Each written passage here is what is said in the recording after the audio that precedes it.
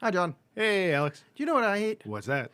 I hate energy drink millionaires that decide as a pet project to hire once vaulted and esteemed actors to act in their shitty-ass movie. We are going to have to agree to disagree on that one. No, we're not. If you don't agree with me by the end of this, that's the end of this fucking show. This will be the first time, indeed, John and Alex hate stuff, and that stuff being Sicilian Vampire. Like spaghetti, orighetti, pontoletti, and linguine. Some capelli, orinelli, vermicelli, farfalline. Rigatoni, macaroni, cannelloni, and stelline. Pappardelle, rotelli, tagliatelle, fettuccine. This was amazing. Oh, boy. Was it? Yes.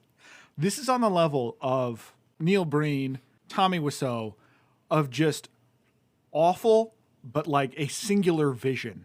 It's special and how terrible it is. Because this guy makes movies in 5 days. Yeah, look, I know. I don't actually hate this movie. But the parts of the movie I hate makes me like, no, I guess I hate it. Like, because I don't want to watch it ever again. That's what I mean. Like, because I agree with you. Yeah. Like, I enjoyed it in its own way. But there were parts, I mean, we'll go through it, but if they took longer to tell jokes, all of my willpower was based around not just skipping forward a little bit during those scenes, because it is interminable. Well, so let's give a little background here on Frank D'Angelo. Oh, please do. So Frank D'Angelo is a Canadian millionaire, thousandaire, I don't know. He's a millionaire, Yeah, according to what I've read. He's an entrepreneur of some sorts, has had a storied career. Well, not essentially. He made his money off of Tiger something energy drink. Cheetah. And then, Cheetah, yeah, that's the ads would feature disgraced sprinter Ben Johnson. Oh, awesome. Yeah. Boy. And Frank D'Angelo was in all his ads. He was also in all the ads for D'Angelo's frozen foods, which helped make his money along with Cheetah. Yeah, and then he also had a Steelhead beer, which was Steelback. Steelback. Steelback. Ugh. Yeah. That's much worse. Right. So yeah, so he has some sort of, I don't know, bottomless, but he has a whole lot of money. And it's very focused on him, what he thinks is funny, and it's painful in that regard of them making jokes. Does he think it's funny? Like, okay, are those played for humor? So we'll get back to his background, but a mouse farts. that wasn't the part I was referencing. No, Okay, because We'll that get is to the funniest part. No, we'll get to that. I know, I get the humor, and please, audience, understand, I'm using the biggest air quotes you've ever fucking seen.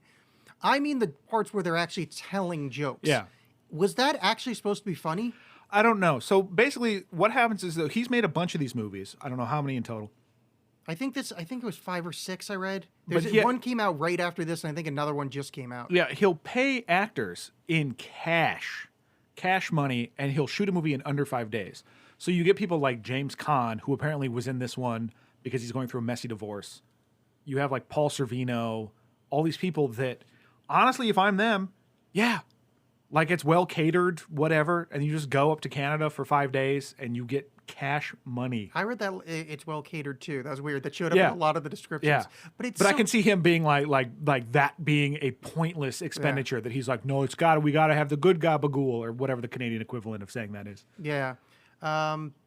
Robert Loggia's second to last film, his last being Independence Day Resurgence. That's up there with Orson Welles being Unicron in the Transformers movie. Well, here's the difference: is that Unicron is actually in the movie, whereas Robert Loggia leaves a couple of voicemail messages and then shows up for 5 seconds. He's like Bela Lugosi in Plan 9 from Outer Space. Pretty much. Where he just dies midway through. And Pretty much. Yeah, this is Robert Loggia walking by with a cape holding over his face.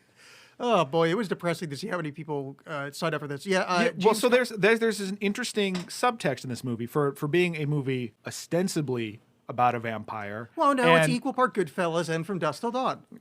Equal parts, John. Equal parts Goodfellas and From Dusk Till Dawn. 0 does equal 0. Yes. But in terms of like being a vampire and trying to live eternally, there's a subtext of horribly plastic surgeoned actors doing that.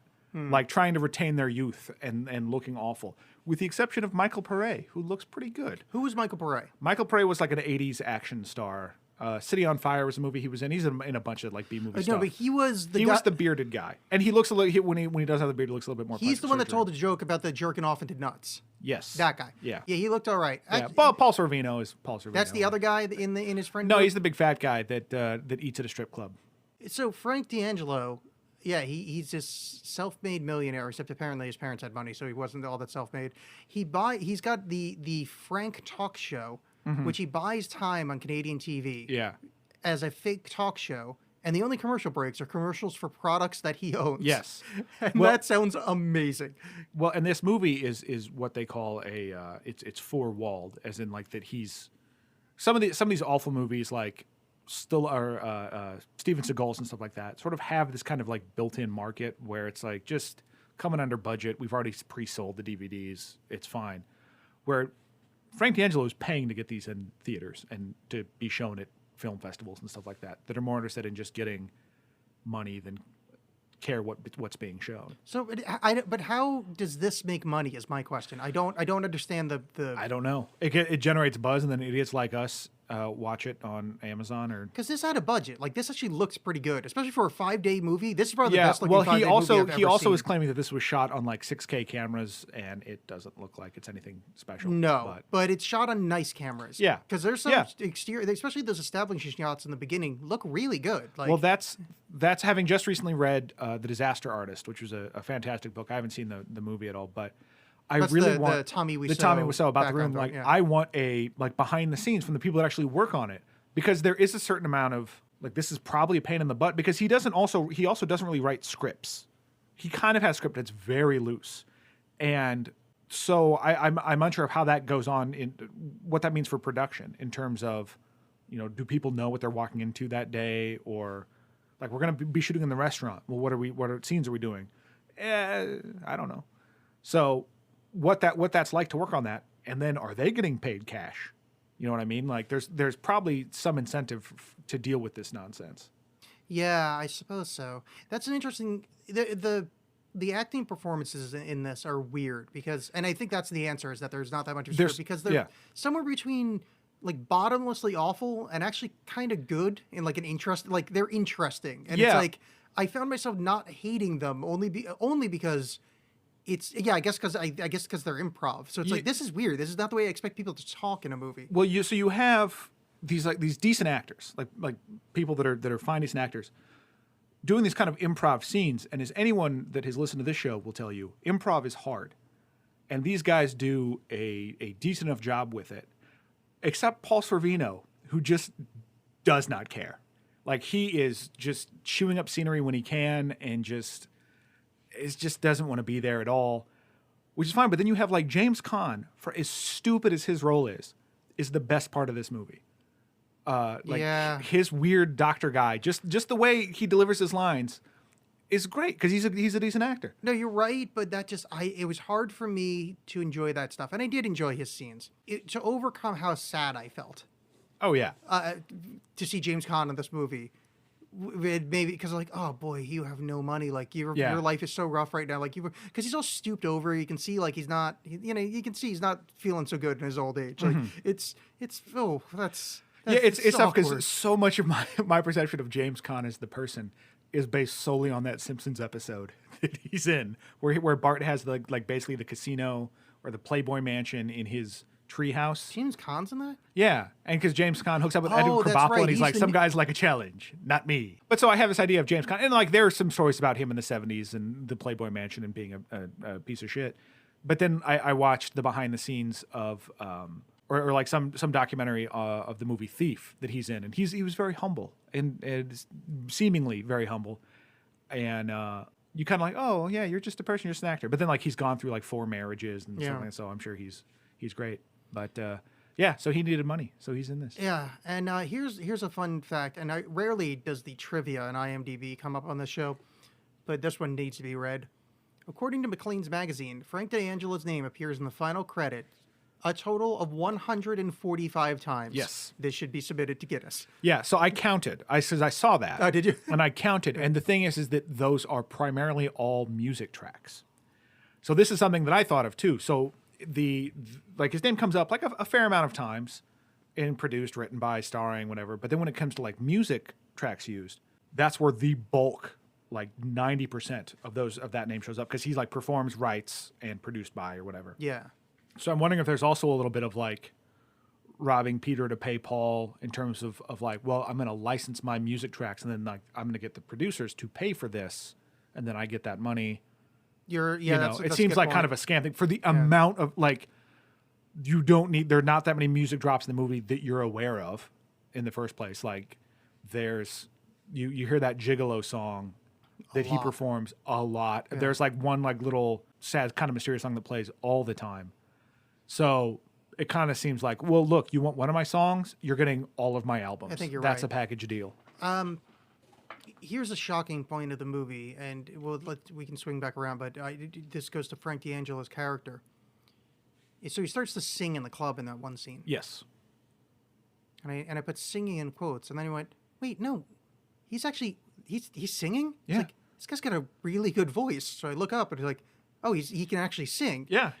That's weird to me. Like, he seems like this talentless, like, kind of hack guy that's got a lot of money, but apparently he's got, like, I mean, not like I would never listen to him on purpose, but, like, that's a very good singing voice. Like, he sings well, and that's so, like, that seems antithetical to the character I know of Frank D'Angelo. Yeah, like, it seems like he should have no talent, and yet he's got this beautiful voice. It's so weird. What's interesting also is going back and watching those ads I was mentioning is that he, in this one ad I saw for D'Angelo's Frozen Foods, he plays every character, and it's like a mobster going into a restaurant to order lasagna, and the waiter doesn't know what to do about it, and he goes to the chef, and the chef's like, just use D'Angelo's food. And they're all different characters, but they're all played by Frank D'Angelo.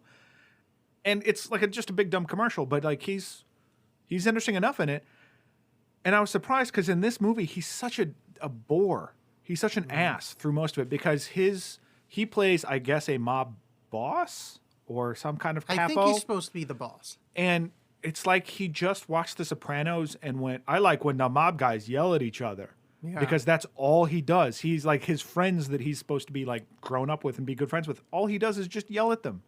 And it's not like in a fun way where like, Tony Soprano will like crap on someone, but then be like, hey, you come here.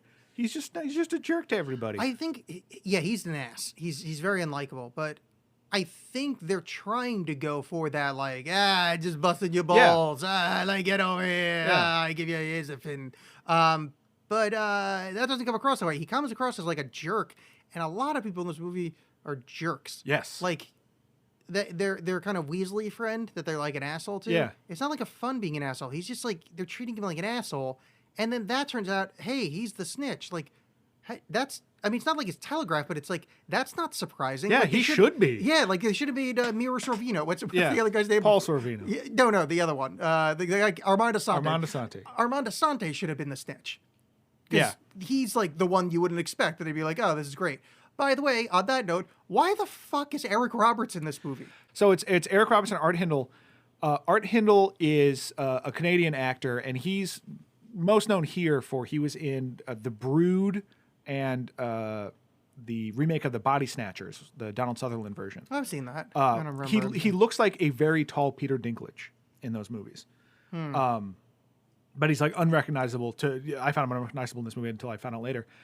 Because at one point, Frank D'Angelo and Trafficante is his character. Oh, what a bad last name. Yeah. And his crew of buddies are going to a cabin to hang out and have a weekend away. And the FBI is observing him, is doing a stakeout by just parking the car right in front of the house. Yeah. And with their expert tech of Eric Roberts looking at the house. And it's Eric Roberts and this Art Hindle guy. And they just sit there, and then Eric Roberts gives some talk about, like, I hate how mobsters don't pay taxes. And then that's it. Yeah. And it's just like, okay, we need names in this movie. Eric Roberts is in this. Eric Roberts is in it. He's free this one day. Let's find something for him to do. Boom. He's surveilling, because it does not matter. For the rest of the movie, it does not matter. Yeah, it did nothing. And then, so let's get to all right, so basically, the movie is established via him preparing to go on this trip into the woods with his three pals. Now, does he not say that it's a once-a-year thing in the beginning of the movie? I believe so. Because then later in the movie, they say does not matter. It says once a month. Yeah, it does. Because I found a lot of these as we're going. Okay, so he's getting prepared, and Daryl Hannah is wasted, because I mean, I guess it's free money, so why not? But like, you were like just in 2 very successful Tarantino movies, like not just, Well, but just, like yeah. within the past, what's a decade? Like your name still carries enough weight that you shouldn't be in this. Yeah, free money, and but and her face is hidden the whole time. Like I don't know if it's her hair or a wig, but just it's always covering her face like through the entire movie. Yeah, she seemed kind of puffy, so I wonder if maybe she got sick or something. Like I don't know. I don't know what the choice was there, but it was like, well, Daryl Hannah's in this movie, but she'd rather you not know that it was Daryl Hannah. Oh, and speaking of covering face, so our hero Frank D'Angelo, which I'll call him that because his real name. It's absolutely, yeah. I mean, yeah. He's going through his morning, getting ready to go to the campground or whatever, the cabin, and he says goodbye to his daughter. And they purposefully don't show his daughter's face in that first scene because she's asleep with the blanket over her face. How is she not a stripper later at the other strip club, at the go-go bar, the black? Yeah, I don't remember the name of the bar. I had it written. I think I have it written down somewhere. But the they it's so like telegraphed that way because they cut from that to the scene with Jeff Baldwin? I don't know. Daniel Baldwin. Daniel Baldwin. She's not a stripper, though. No, I know. That's what I'm saying. But they cut from... They don't show a young person's face, only her hair. They cut to a go-go bar. Like, how... They're setting up, obviously, that she's going to be a stripper. Oh. And then just not at all. Oh, yeah. And then, because there's no drama. She doesn't need to be in the movie. Like, the only drama is later. Is and later. it's not. Yeah. But, yeah, it was just one of those, like... It was just weird to set up that, like, hide my face... Yeah. Cut to the strip It club, does not and then matter. it's like, oh yeah, she's a stripper for the rival gang. That would Yeah. be something, or a go-go place because Black Bikini Club it was called, which was weird because like, Well, but it's not. You don't even get to the stripping and the go-go thing doesn't happen yet. What you get immediately following that is Paul Sorvino. Oh, that's right. The mob boss starting his day by eating in same strip club. And apparently walking around without shoes because there's a whole gag about like this guy, this little wormy guy having his flip flops. So he's just walking around a strip club. Get my shoes. No, I need wine. People in France they put champagne in oranges. They call it a mimosa. Yeah, it's like, this is a fucking weird scene. Yeah, it's so weird because it started to sort of dawn on me like this has no budget. They're just going to reuse this same scene later because why would this guy be having his breakfast in the strip club if he's supposed to be some powerful, like it just seemed so like, I don't know, we got to shoot it here. It didn't occur to me, but you're absolutely right. I was just thinking he owns the place and he's like decadent, but no, you're absolutely right. That's like, what why it would he is. be? Yeah, you're 100% right. They had that location. And just I don't know what that scene was supposed to do other than you see this character and he's a jerk to everyone. Yeah, but for the choice for it to be a go-go bar, not a strip club, is weird to me. I don't know Canadian strip laws. Well, so this is keep in mind this isn't Canadian. This is in New York, New Jersey. Oh, right. Now there is a thing in New York, New Jersey, where in New Jersey, if you serve alcohol, you cannot be nude on stage. Oh, sure. Omaha had that. Yeah, all actual strip clubs had to be dry, or maybe you could bring your own. I don't know. I never went to strip clubs back then, but I knew this was a rule. But it's weird that a Canadian guy would utilize that in a movie, or did he just not want to show tits? I think it was just I don't think any thought was put into it. I think it's just like, let's just get whoever we can get, and if they want to take their tops off, fine. If not, fine. Maybe it's like, no, we need to keep this PG-13 because I want to get it on TV. I don't know what the thought was behind it. Oh, okay. So wait, I skipped a couple of very important things here. One, opening dialogue or opening monologue. He talks about how family is the most important thing in life. Oh boy. So is he part of the Fast and the Furious? Yeah. No, like because it's the same speech Dom gives in every Fast and the Furious movie. And it would be great if that speech had anything to do with the rest of the movie. But well, there is a family in the rest of the movie. That's true. And he does live a life for a while, so it's pretty accurate. Yeah. So I missed that, and then the abysmal logo for this movie. Oh. People, if for some reason you haven't seen this movie, do listen to this. Well, why? One, two, just look up the logo for this. It's like 3 legs and like a now that's supposed to be like some kind of occult symbol. I thought because I've seen something like that before, but it's like it's not human legs. It's like horse legs or something. I have seen it before. I thought they were trying to play off the Silence of the Lambs moth head, death Oh, moth yeah. head, Uh-huh. like the way they kind of did the brown with his face in the middle, or Right, somebody's yeah. face in the middle. Yeah, that is a familiar symbol to me. I didn't look into it because it was embarrassingly terrible. It's really great. And then the third thing that I skipped over that needs to be brought up. So he wakes up in the morning. His wife is next to him sleeping. Uh-huh. There's a glass of scotch with ice cubes With in it. ice cubes in it, yeah. And they took the time to pick up the sound of the ice cubes jingling in the glass. Like, they did, like, Foley for Yeah. it. Or, they just had a good mic. Yes. But that's continuity It does not on the matter. Yeah, highest yeah. level. But that's the moment where I went, I think I'm starting to get a feel for the movie I'm about to watch. Yeah. And then we stop seeing faces. So that's basically. yeah. And that's when we get to meet his friends, his capos, his who are gang. who are driving to go pick him up. Again, beautiful singing voices. Yeah, listening to the song "Just a Gigolo." That later, when they perform in the club, you realize that's him singing. So his friends are driving around listening to him singing in a car. Okay, that's something I want to bring up. Are we to understand later that when he's singing in the club with the singing "I'm Just a Gigolo," Yes. are we to understand that when they were driving, they were actually listening to a recording of known gangster that runs all of Manhattan, according to the other gang?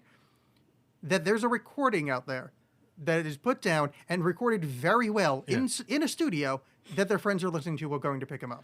Absolutely not. No, because that would require any kind of tracking from scene to scene.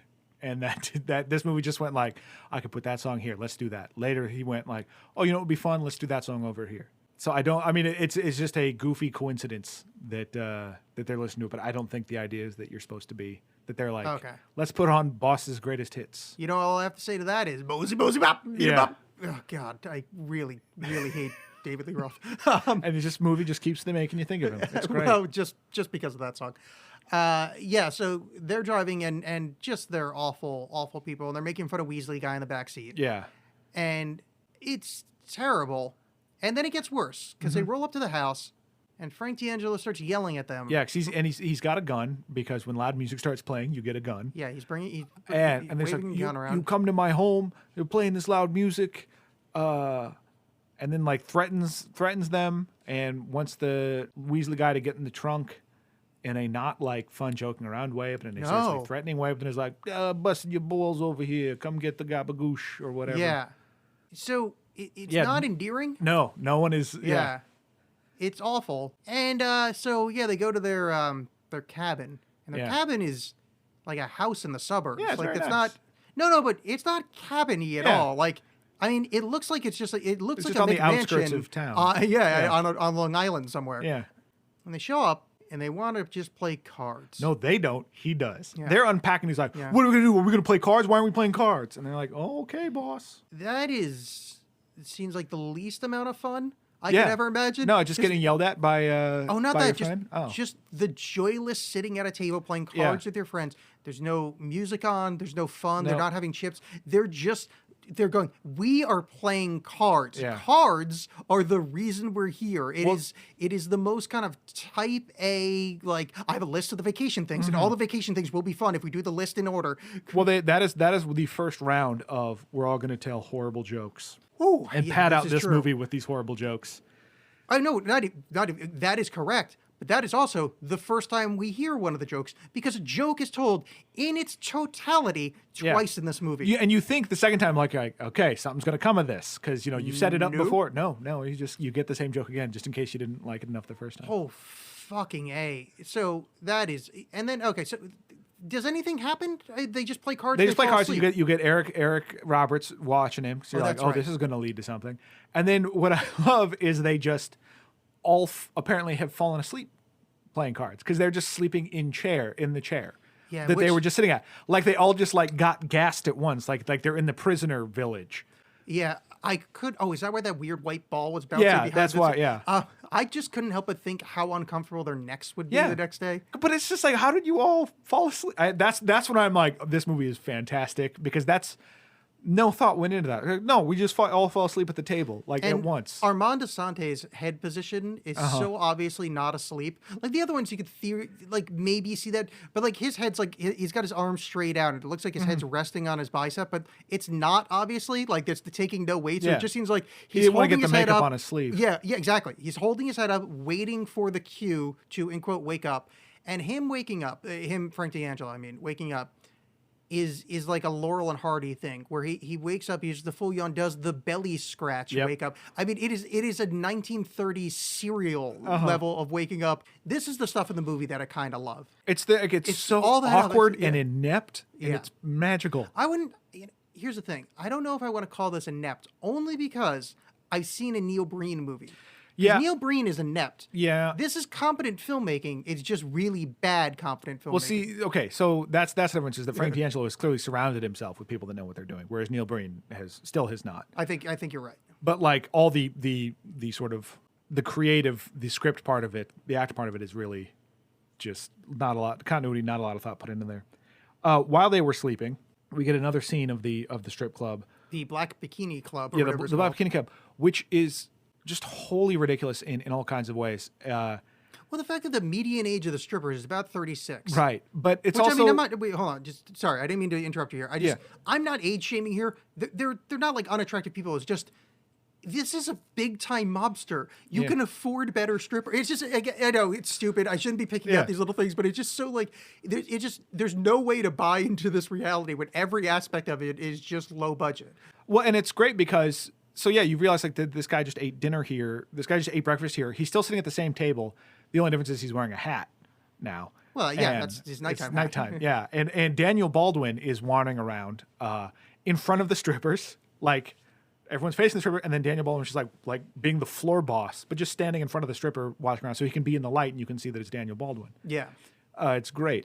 And then there's this little subplot where Paul Sorvino's wife, I don't know, sees a stripper on the phone and goes over to yell at her. And I started wondering if like this movie was maybe crowdfunded and like that was a stretch goal. Like if you give $100, we will write a scene where you're going to yell at somebody. Oh, you might be Because right. That's what mafia movies are apparently, is you just yell at people. Because I didn't mean anything in context of it, because you don't know who that lady is. Yeah, it doesn't matter. And then she's yelling so she gets her a drink. The lady on the phone that got yelled at hands a drink to the maybe Paul Sorvino's wife. Yeah.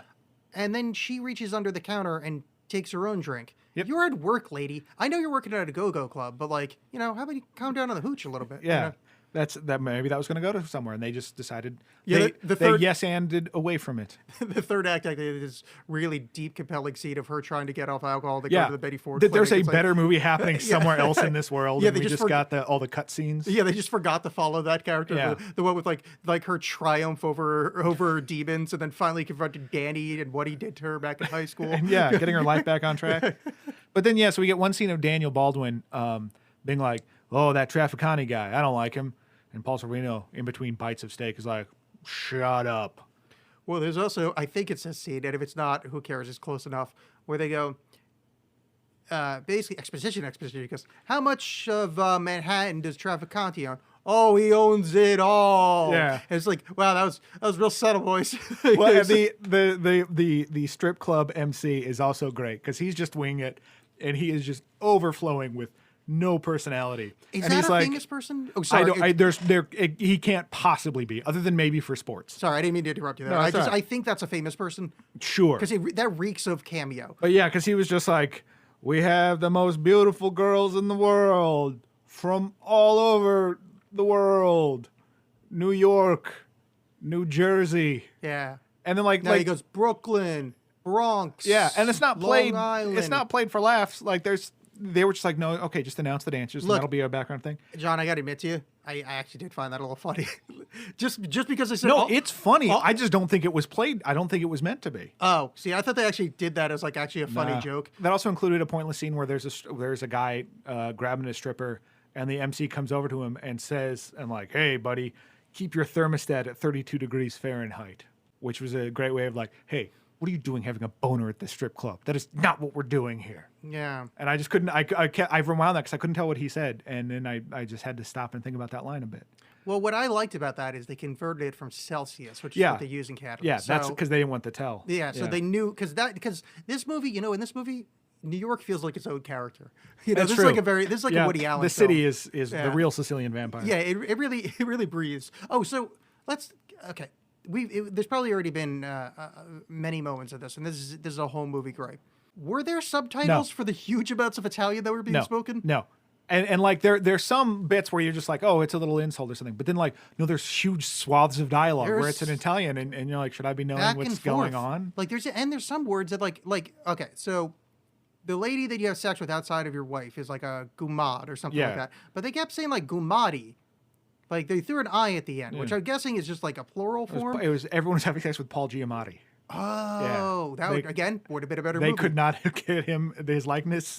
It was just one of these weird things. Like the few Italian words I know, you're saying strangely, and it just really. I mean, now he's legitimately Italian. Yeah, that's fine. It's just I don't know Italian, right? And I bet most of the audience of this movie, that being us, don't know Italian. Yeah. And it was really awkward because there's full scenes of Italian being spoken. Of like him having a touching moment with his father on the phone. Yes. And it's all in Italian, and you're like, okay. Like you think like he's just saying something, and you're like, oh, look at how he's so moved. He's speaking Italian, but then he just continues to speak Italian, and they don't tell you anything about it. It's very awkward. Also, and this is a little bit out of order, but it goes to the Italian thing.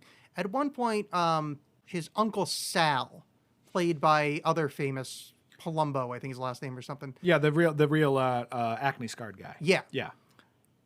He tells a thing about toasting. Oh, we no longer toast with something. We now toast with. What the fuck did that mean? Yeah, like that. Like you want to let me in on this at all? Like that would be. It was like, everybody there, they're like all 96 years old. So now we say, and you're like, what the fuck is? Yeah. What the fuck? Yeah, I learned a little something. Fuck? Because also the rest of the crew, other than and Frank D'Angelo, they show no signs of knowing Italian. Nope. No. Like, especially Weasley guy does not. I mean, Armand Assante clearly does. Yeah, well, Weasley guy, he doesn't look like he speaks Italian at all. No. So I don't know if you've noticed yet, audience, but we haven't. We've leaned on the Sicilian part of this, not so much the vampire, because the vampire part just barely is in this movie at all. Oh boy, admission time. When I was in high school, I owned a pair of dental acrylic fangs that I got made. They could snap in and be worn all day. I could eat with them. They were professionally made fangs. I spent a significant amount of money on it. Not surprised. I've read vast books on vampire lore. Like I was a walking stereotype for a minute. Sure. Just want to point that out. Moving on from this forward, I'm speaking as an expert. Right. And this movie is. I mean, I guess technically there were a couple vampire notes in it, but the way in which he turns into a vampire might be the dumbest thing I've ever seen in a movie, ever. Not just in a vampire movie, not in a gangster movie, in any movie ever. A plastic fruit bat that he picks up and gently puts on his neck and then thrashes around. See, you call it dumb. I call it disrupting the vampire paradigm. He's an entrepreneur. He's innovating. He's coming up with whole new ways to become a vampire. Because sometimes it's another vampire gets you. Sometimes it's a plastic. Sometimes it's Michael Pare opens a crate or a cardboard box full of bananas that a vampire bat is just laid on top of, and you go, "What's this?" And then it flies. I guess I'll use that term. Yeah. To your neck, and then you start screaming. CG blood comes out, and everyone points a gun at your head. So he gets bit by this vampire or this bat. It makes me think. Also, okay, if anything, when you're telling the banana, you worry about tarantula, not fruit bat. No, yeah. He should have been turned into a tarantula. Well, or just Harry Belafonte really dropped the ball there. Oh, if he turned into if they sang a Harry Belafonte song later in the movie, I would take back everything bad I said about this movie. Yeah. But Harry Belafonte would have had to have sung a song written by Frank D'Angelo. So Harry Belafonte, presumably singing about the Caribbean, where daylight come, I want to go home, come Mr. Tallyman, tally me banana. Yes. Do you now understand why that song isn't entirely about something we never knew? Come Mr. Tallyman, daylight come. And we want to go home. They're all vampires. They're all vampires. The Harry Belafonte song is teaching vampires how to live. It's like when you sing little songs to kids that teach them how to tie their shoes or something. Harry Belafonte is get a job working in the Caribbean counting bananas. Exactly, because in bananas you turn into vampires and you have to go home by daylight. By daylight. Why do vampires need money? We're through the looking glass here, people. So yeah, so he gets attacked by the vampire bat, and then well, that's the trip's over. The cabin trip is over. It's been ruined. So they take him to a hospital. Immediately the doctor's like, "Yeah, you're fine. The scratch, it's just a little scratch." That doctor, by the way, some of the best acting I've ever seen in my life. Fits the universe of this movie perfectly. Yeah. Oh boy. But what I love about that part is how nothing. I don't even know how to describe this. How nothing happens. Yes. And no one reacts to it. Like, okay, so it's this traumatic thing happens. Mm-hmm. He was bleeding, arterial spray all over the place. And then there's no follow-up questions. There's no concern. It's just like this, just it was not to go out of order, but it was like a mouse farting. It was just a nothing. Yeah. Well, but it's this answer to the question is, what if you were slowly becoming a vampire and you didn't really care? It affected your life not at all. Because so he gets home and Daryl Hannah is very upset that this has happened, and he's like, don't worry about it, and he's like, I'm gonna go take a shower, clean this blood off me. This is my favorite. Takes off his what I like is takes off his this big flannel shirt, takes that off, revealing his leather long sleeve shirt that he's been wearing, which I got to get me one of those. And they're like, yeah, he's in the mirror, and he's like, wait a minute, I can't see myself in the mirror at all. Yeah, this seems weird. You missed the most important part. Oh, what's that? He taps the mirror to make sure it's working. Yeah, he taps the mirror to make sure it's the mirror. And then he's like, then he calls his wife up and is like, oh, you got a little something on your face. And then she goes, looks in the mirror, and he's like, okay, no, it's still working. Yeah. Like, that was his solution to solve that. Tapping the mirror, I don't know if I've ever laughed harder at a non-comedic moment in my life, because that was, he tapped the mirror to make sure it's still working. Because you know how sometimes all of the reflective falls to the bottom of your mirror? Yeah. And you just have to tap it to reactivate it, it goes to sleep. That was fucking amazing. He tapped the mirror. And then following that revelation, he looks at some photos of his family. Like, that's it. Like, it's not like, what's happening to me that I don't have reflection. He's like, yeah, mi familia. All right, so at this point, the daughter says, hey, I want to go to a club tonight, uncle's club or something. Yeah. So it was some relative or something. Yeah. And the mom's like, no, you shouldn't go. The mom says to Frank D'Angelo, back me up on this one. He's like, Italian stuff, you shouldn't go. And she says, yeah, okay, I won't go. And then she goes anyway. Yeah. Teens. Did you notice the song that was playing in the club? No. The song was them repeatedly singing, I Want to Live Forever. Oh, yeah. John, it's a vampire movie. Yeah, subtle. Which also, the club is the strip club. And I was curious, is that true? Yes. Okay. Because I was thinking about this, and this was something that was driving me nuts during the strip club scene, is it's like, okay, obviously, you have no money. You're making this thing, but you made that strip club look like you have no money. The way they shoot the club, it's all like tight, so it makes it seem like the crowd is a lot bigger than it is. Yeah. It makes it seem like more impressive than it actually is. Whereas the strip club was just like, hey, we put up some of them shiny curtains. Look at how sexy this is. The dancing in that scene also much better than stripper dancing. Yeah.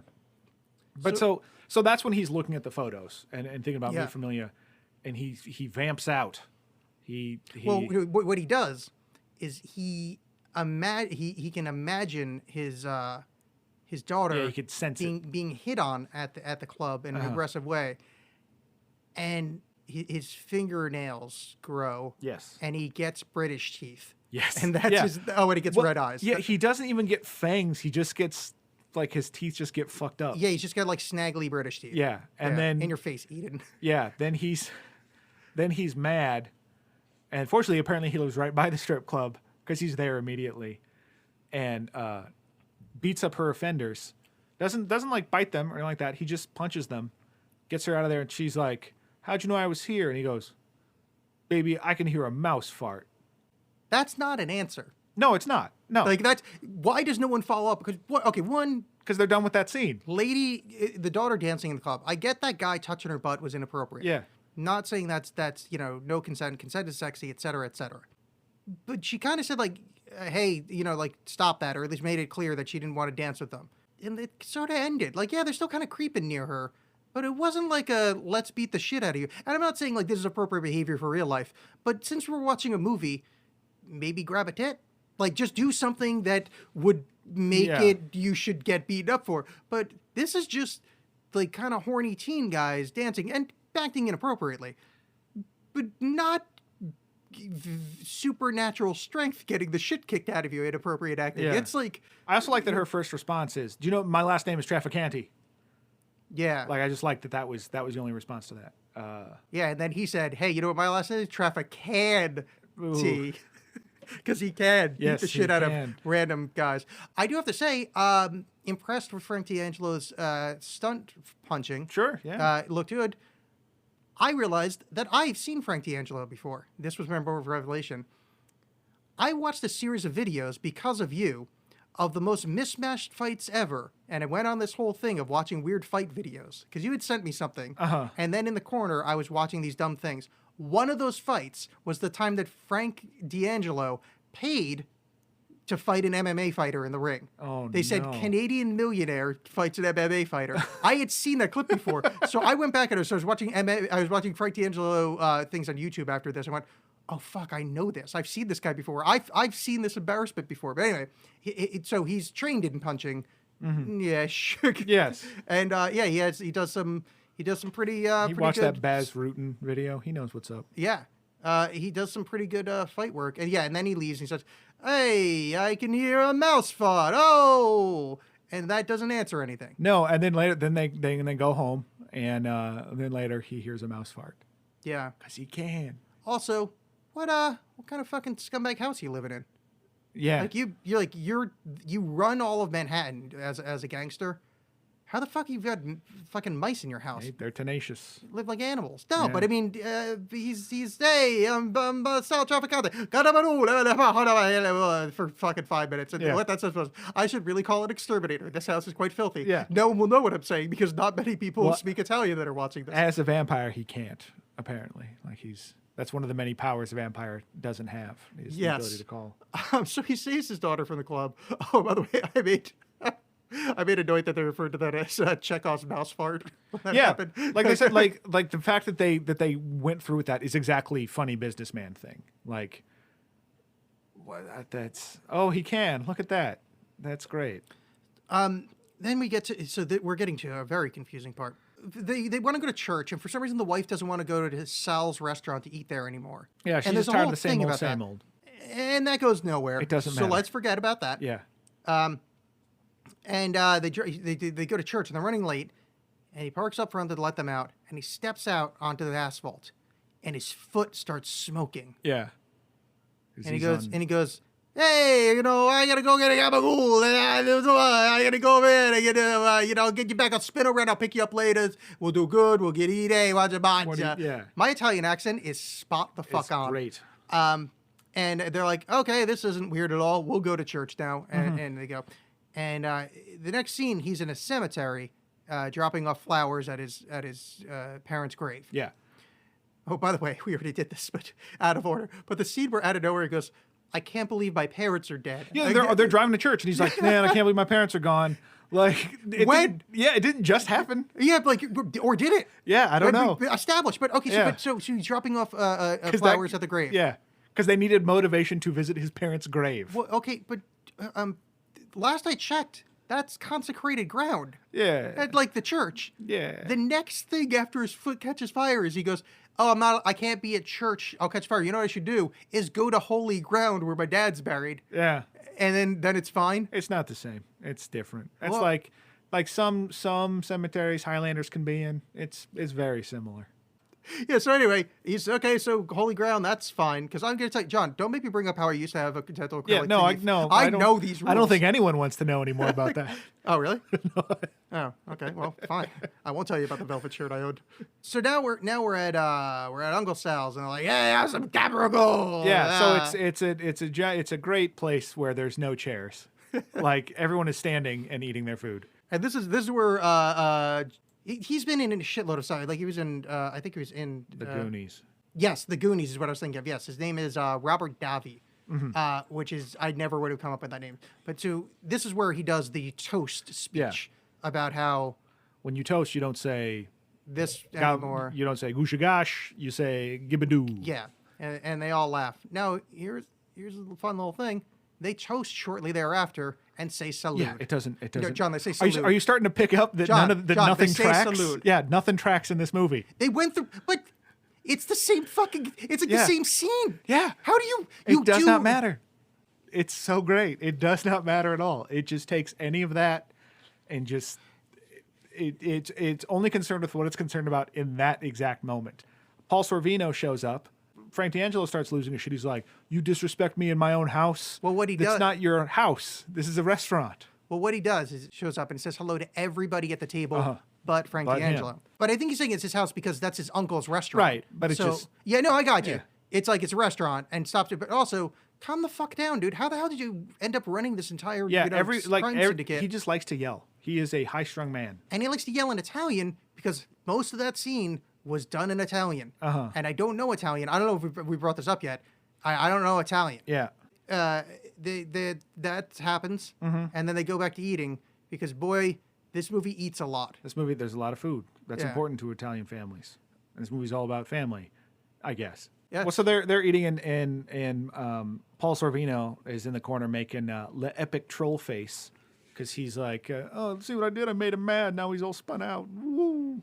Oh yeah, he's talking to Daniel Baldwin, yeah. and Daniel Baldwin's like, "Oh, let me kill him. Take these handcuffs off of me." Yeah. And it's an acting performance that would be bad in another movie, but in this one, it's like you're too good at acting to be here. Like it's just like because even him poorly acting is better than a lot of, and it's not even like the actors are doing a bad job. It's just the script isn't there. So Yeah, it's just this they're awkward, just winging it. Yeah, sorry, it's repeating myself, but it's just it's I'm constantly reminded of Yeah. this stuff. Then so he with his new vampire hearing can hear it, and so you're like, "Oh no, that's gonna go down." But then he gets a phone call from a very raspy voiced Robert Loggia. He's Yeah. like, "Oh, bugaboo," and he's like, "Who is this?" Like it's happened before, but this is the first anyone else knows about it. Yeah. And then he's like, "I'm your dad," and he immediately is like, "Obviously you are my dad." And then they have this big conversation in Italian, and everyone's just kind of staring at him. Then they're done. It's They're done with that scene. the whole thing about the dad. Yeah, and we also that was the scene where they retell what's his name's joke. The fucking nuts. Yeah. But then we get to. But then we're going to skip this. But there was an important scene because this is the only part where vampirism plays really any part. Is that he has a dream that he bites his family. Yes. And that's it. So now you just know that he's worried about that because Yeah. there's one scene of it. Well, and allegedly that worry leads him to contact James Caan Yes. because he just goes to this building. The sorbet of this movie's shit salad. So he just goes to this building and goes up to see. It's this protracted Oh, wait, thing. He goes hold up on, to see. hold on. No, he shows up with his capos and then says, "Oh no, wait a second, I have something to do." Yeah. What were they in that building for then? I don't know.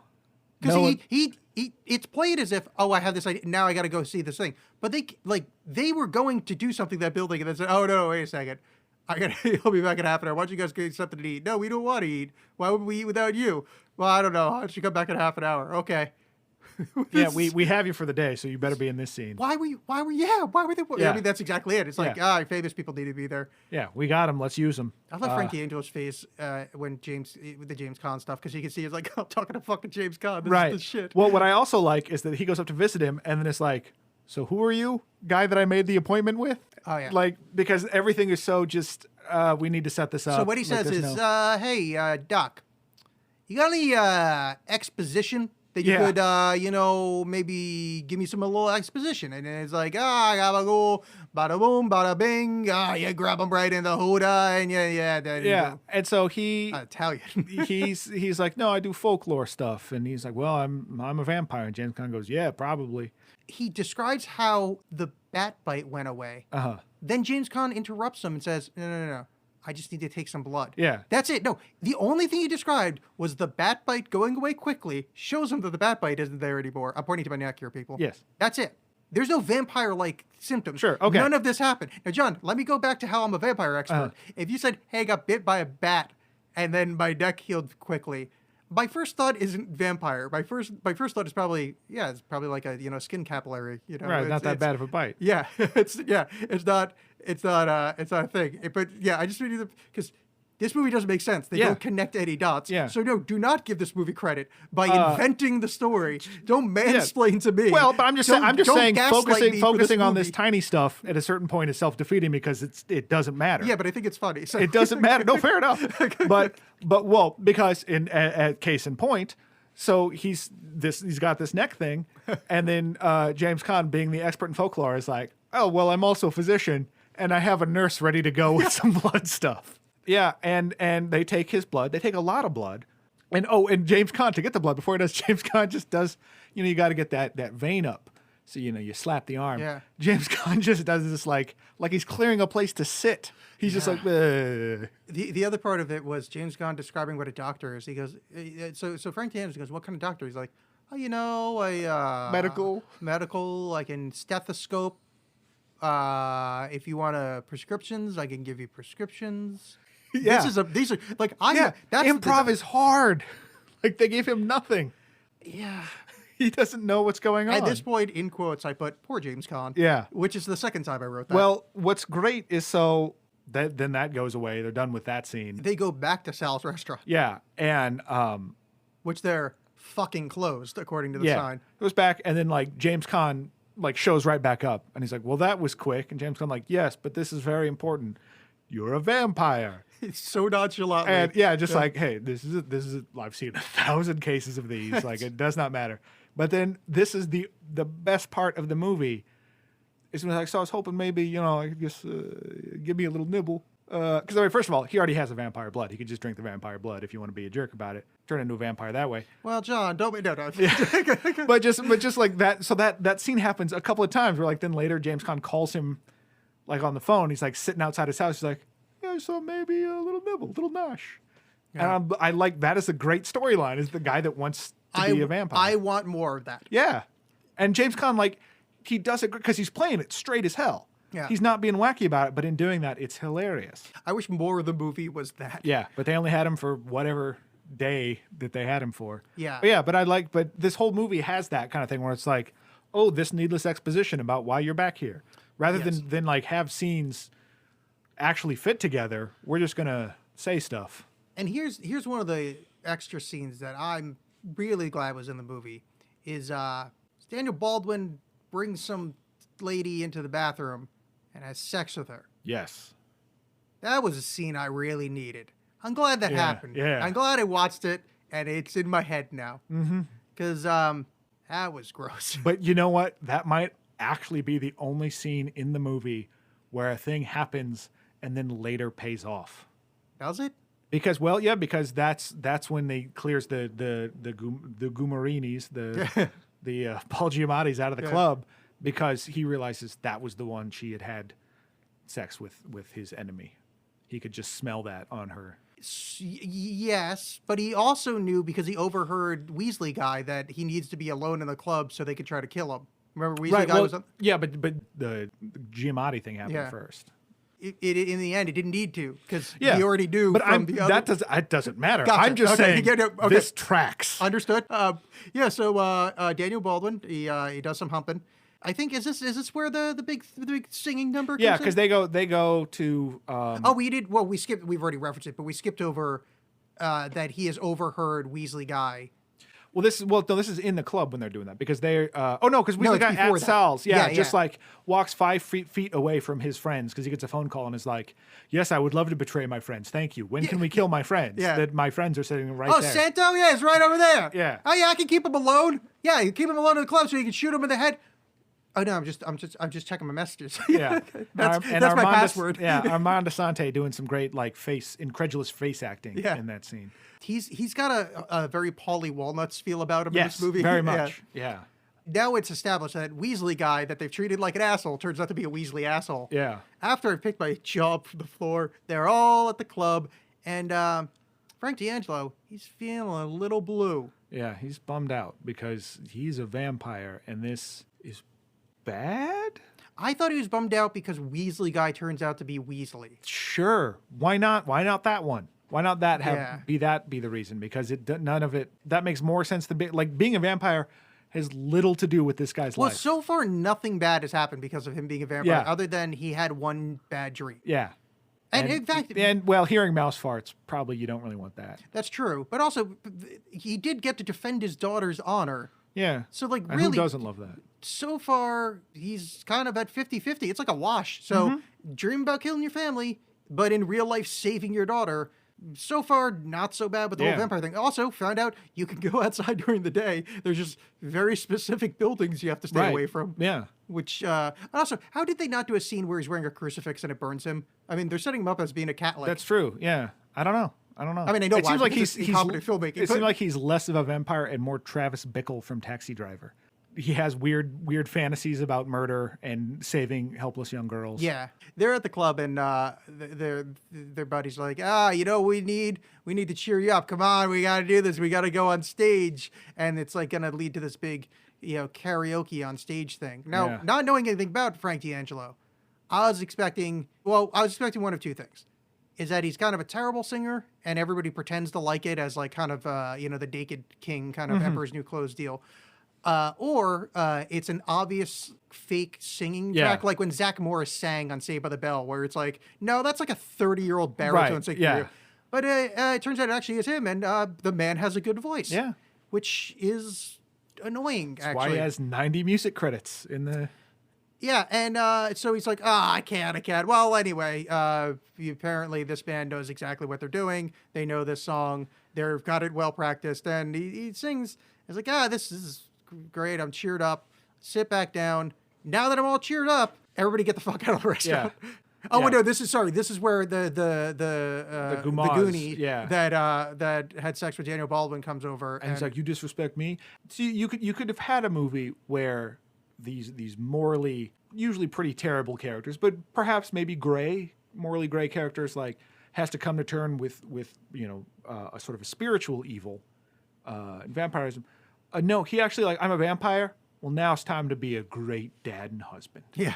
Like, something about that just makes him, he doesn't really have like a crisis of faith, but more he's just like, well, since I'm a vampire, I better stay true to my wife. Yeah, no, this is very much like when Dominic Toretto meets like the cop in Fast and Furious 1, where it's like family. This is family. Yeah. Like it brought them together even more. Yeah, inexplicably though. So like, so he has to talk to. So he's got to talk to his gumad, and Yeah. And he talks to her, and he's like, "Here, have some money, because we can't be together, because now I realize that I love my wife." yeah. She's like, "I love you," and he's like, "No, don't say that." And go away. And she's like, "All right, well, that narrative thread's over," and she Yeah. leaves. Yeah. But he gets one more chance to yell at someone, so that's always good. It's true. So she leaves, and he makes his friends leave, and then here comes. Daniel Baldwin and a ton of people. They walk in, they shoot him in the head, and he gets better. Yeah. And he walks outside, and the rival gangster had called his friends and said, "Hey, he's dead. You work for me now," because that's the way it works. That's absolutely the way it works. So he leaves. I have watched 1.5 seasons of The Sopranos. Yeah. That is absolutely how it works. He leaves the club. He sees his compatriots in mobsterdom, and like, "Hey, I thought you're dead." Nope. No Yeah. explanation. Yeah, it's Yeah, fine. No, we're good. So you guys got to leave, and they're like, "Why?" He's like, reasons." And then also, well, fair enough, because he's being honest, because this doesn't make any fucking sense. And then he goes on his killing rampage. Yeah. So the first one he does, he rips out Alec Baldwin's heart.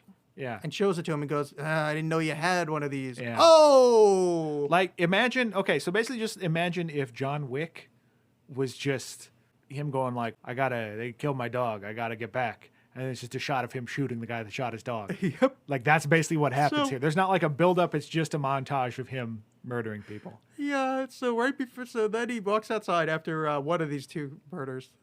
Eric Roberts and that other guy. He's like, we're gonna arrest you now? Because I don't know why, Yeah. but okay. He says, basically, you got two choices. You can try to arrest me now, and I kill you, and your career's over. Choice number 2, you go home, you have some hot cocoa. And Eric Roberts goes, I like hot cocoa, and they just leave. So they just go. Because 1, Wrapped up. we don't know why they're trying to arrest him, and 2, why there's no evidence of him being a badass. I Yeah. mean, we've seen evidence, but Eric Roberts hasn't. They saw everything at that cabin. They saw cards being played, which only mobsters do. I, But again, And then he- give this movie credit that they wrapped something up. At this point, No. it's just like, you did it, yay! you're 100% right. That there's then- some sort of narrative closure. Then finally, the final boss battle. He runs into his Weasley ass friend. Yes. John, would you like to describe to the audience what he does to his Weasley ass friend? He yells at him, Yes. as is often he's Yeah, wont to as do, is- and then pulls off his testicles, yes. and then presents them, Yes. and they're bloodless. Yeah. Looks like a sack, and then there's 2 white things in the middle. I mean, medically speaking, there's 2 white balls in the middle, and then he jams it in the guy's mouth. Yeah. He ripped off his balls and made him eat it. Yeah. So that's the thing. And this is all like one shot. Yeah. All these when I talk about this montage thing, it is because with the exception of the Paul Sorvino thing, it's all just like a very tight shot of 2 people standing very close together, and then Frank D'Angelo is yelling at someone, and then like, here's your heart that I'm just Yeah. awkwardly bringing up into frame, or here's your balls. Kalima. Yeah. Kalima, but with balls. Yeah. It was one of those things that when he ripped the arm off, I was like, I can't believe that just happened in this movie. Because it's this movie. Yes. And then the balls thing of like, I can't fucking believe Yeah. that just happened in this movie. But when you like, so as freewheeling as this thing is in Yeah. terms of like scenes just happening, did you always know like, okay, look, I know balls have got to be in this movie. No. Like I need to go to my prop guy with some significant time in advance, or just like, look, I need balls in 30 minutes. No. Did they set this up earlier? Like the mouse fart, I was curious. At one point, did he say, Weasley guy, you've got no balls? Probably. Who knows? I No. know. I just hope he did. And Yeah. I'm not going to rewatch this movie ever again to try to find out. Like, ever again am I going to rewatch this movie. But I hope it is, just to complete that narrative thread. We also skipped over. He talked to the guy from the Goonies and said, take care of my family. Yes. If I have to leave. And he goes, they're my family too. Oh! Which I think is like literally true because that's his uncle. it's his uncle. Yeah, so it's not okay. And he's like, "Oh, thanks, really appreciate that." Okay, and then he goes to the graveyard. Yeah. Where he meets up with his dad. Yeah, Robert Loesch is there, puts his arm on his shoulder. Yeah. And this is the scene you saw at the beginning of the movie. Yes, this is they go back to the opening monologue. Yeah. Of time being a flat circle. Yes. And all that. And he goes, the most important thing is family, and then, that's it. And then does he turn to dust, or is there just dust on that pillar I they think showed? the idea is that he's killed himself. That he's How? by being outside when the sun was out. But he's been in the sun multiple times. He Okay. was outside when the sun was out. Also, why? Because at no Because point did family is important. at no point did he actually really pose any threat to it. And also, while he was murdering people, did he have a snack? He had one thought of eating his family once, Yeah. and that's one thought too many. So time for the old grave dust. Because, I mean, he could have just eaten, like, Paul Sorvino or, like, many other people. And he didn't That- even think about it. Nope. So, like, you would think during That's a your sin. blood rage, you would go, I'm feeling a little bit peckish. Yeah. But nope. no, he That just... would be Because it's that he dies, Yep. I guess. a Sicilian almost vampire. Yeah, I don't want the end to read as he dies, because it also doesn't make any sense that this is a monologue. Mm-hmm. Because But guess what? He's dead. Met up with his dad because family's important. Yeah. And maybe when something he said in Italian had something to do with any of this. I don't know. Oh, you know what? That's a good point. Maybe some of that Italian stuff actually meant something. It was like, oh, you were my... I don't know. I have no idea. I mean, it was like, hey, in the end, I'll come back to you and we go on the light together. We have a little manja. Yeah. Hey, your mom's going to be up there. She's making the meatball sauce you like so much. Because apparently your mom is a bag of shit and she doesn't show up to talk to you. Yeah. Well, who cares? It's the dad. That's great. Because Italian men, they never care for their mother. They do not care for their mothers. It's a well-known fact. Yeah, and so he's dead. The end, and then 145 times. 145 credits of Frank D'Angelo. So, it is the Room-esque where I want people to watch this. Yeah, absolutely watch this movie, please. I want them to talk to me about it, but I never want to see this movie again. Yeah, because like even going through the plot and like going through the stupid stuff, it doesn't like it's not the same thing as witnessing it. Yeah, and because it doesn't make sense. And things just happen. So many dumb things, and it's just because it's just literally any scene that happened, we could have broken down the numerous dumb shit. Yeah, there's nothing is consistent in this film. Also, it's so great. The audio in it is so poorly recorded. It's very bad. Yeah, I had a hard because multiple times I thought people were speaking Italian. And then had to rewind and went, oh, no, that's English. I just couldn't hear it. Yeah, it's just they're not mic'd at all. I think they just had like one room mic. Yeah, they just had like a boom and that's it. Yeah. But it's great. There's something about this, like it is so singularly terrible. And I always say like a bad movie that isn't self-aware is always better than a bad movie that is. Because then it's, you're just hedging your bets and whatever. And the closest that came is the mouse fart. But I think even the mouse fart was genuine. Like, no, but this is a funny bit. Because this man is a mercurial psychopath. And it's just whatever is in his mind at this moment. That's what we're going to be filming right now. And it's amazing. It's a singular vision. I can't stress that enough. And it's like, I feel like I know him now after watching this. I feel like I have a little insight into Frank D'Angelo. Whether or not I want that, I don't know. But I feel like I got it. Now, here's the question to you, John. Yes. As is your name. Would you watch another? Absolutely. You would. Yep, without a doubt. Because I've been going back and forth because apparently he did a straight gangster movie. Yes. I've been going back and forth in my head whether I want to do that. The difference is I will not watch it by myself. I will force other people down this. This is what I'm thinking. I think you and I, maybe some other people, should get together. Yeah. And watch this, and not for the show or anything. No, just feel the pain together. Yeah. Like The Big Fat Stone or like No Deposit. There's another one that's like Red Leaf. Red Leaf, yeah. Something like Red Maple Leaf. Yeah. Something like that. Yeah. Yeah. So.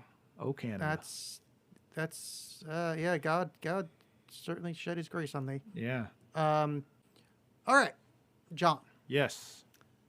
Because I forgot the name of it, why don't you tell the people what we're watching for next time? Well, hot on the heels of World Cup fever, we are going to do the football classic, starring Pele and Sylvester Stallone, Escape to Victory. Yes. Escape to Victory. It's starring Sylvester Stallone and Pele.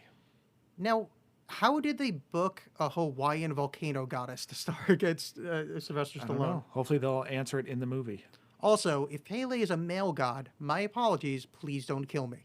Are you apologizing to Pele or to his vicious followers? No, to Pele. Oh, okay. Yeah. They're on an island. What, are they going to swim over here and punch me? Fair enough. Boats. Anyway, so we're watching that. Thank you. Leave reviews and stuff. Oh, hey, so I heard this on another podcast, and do this. If you like this show, share the link to it on your Facebook or your Twitter and things. And be like, hey, I like this show. You should listen to it. Yeah. That would be very helpful to us because Twitter doesn't show links to people on any consistency, and that would be helpful. So do that. That would be swell. Thank you. Yeah. Yes. So, don't be ashamed that you like this. It's okay. You can be a little ashamed. Just still share anyway. Yeah. Anyway, bye. Bye. Jaws love.